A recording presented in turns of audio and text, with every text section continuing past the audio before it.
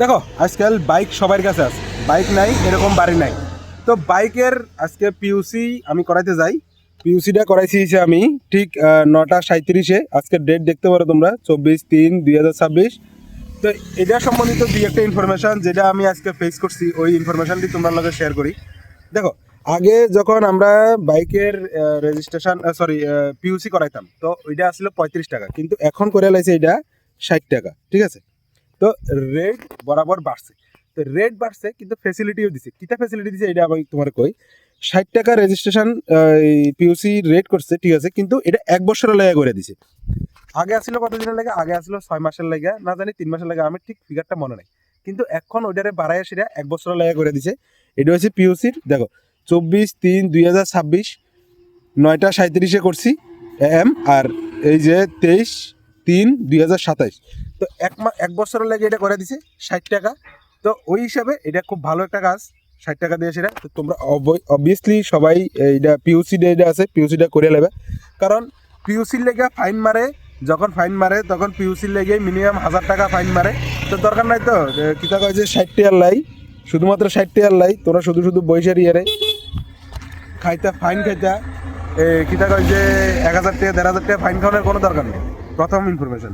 দ্বিতীয় ইনফরমেশন আছে যাই ইয়ারে, যদি তোমরা ফাইন্যান্সে কারোর থেকে বাইক লইয়া থাকো, ফাইন্যান্সে বলতে মানে যদি তুমি সেকেন্ড হ্যান্ড বাইক লও, এবার যদি ওই বাইকের ফাইন্যান্স থাকে বা ওই বাইকের ভিতরে কোনো কেস থাকে বা বাইকের ভিতরে যদি ফাইন থাকে, তাইলে বাইকের ওনারশিপ চেঞ্জ হয় না।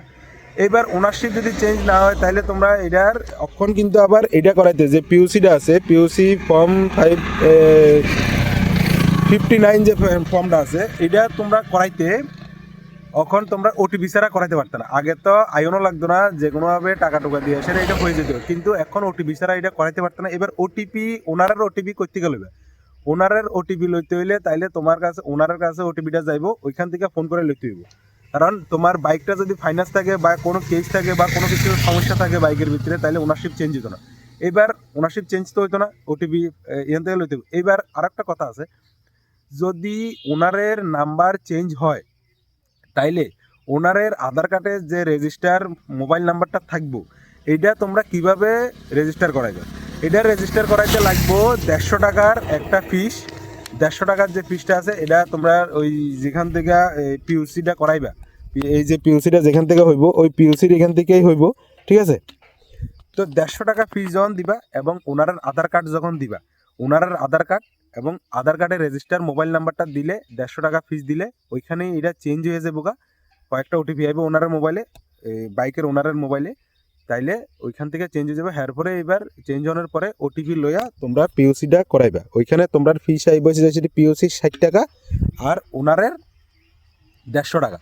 এটা সরি ওনারের বলতে এটা হচ্ছে তোমার ওনারের যে রেজিস্টার মোবাইল নাম্বারটা আছে ওইটা চেঞ্জ করতে আইবে হচ্ছে 150 টাকা। তো টোটাল ইনফরমেশন হচ্ছে এদূর। আর বি অ্যালার্ট, জীবনের দাম অনেক বেশি, হেলমেটের দাম 1000 টাকা, ফাইন খাইবা নাহলে 2-3 হাজার টাকা। এলে তোমরা হেলমেট না হরিসারি এর মোস্তানি দেখাই পেলে যদি মনে করো যে এই কিতা কয় যে বাইক চালাইবা হেলমেট ছাড়া, তাহলে এটা খুব বড় ভুল।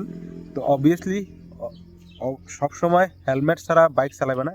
আর ইনফরমেশনটা কেমন লাগছে অবশ্যই জানাবা। এটা হচ্ছে মেইন ইনফরমেশন। আর কোনো কিছু জানানো হলে অবশ্যই কমেন্ট করবে, আমি এটার রিলেটেড আরেকটা ভিডিও বানাই দেবো। Thank you. Be safe, be alert, bike চালাইবা সুন্দরভাবে, জীবন যাতে সবাই সুন্দর হয়।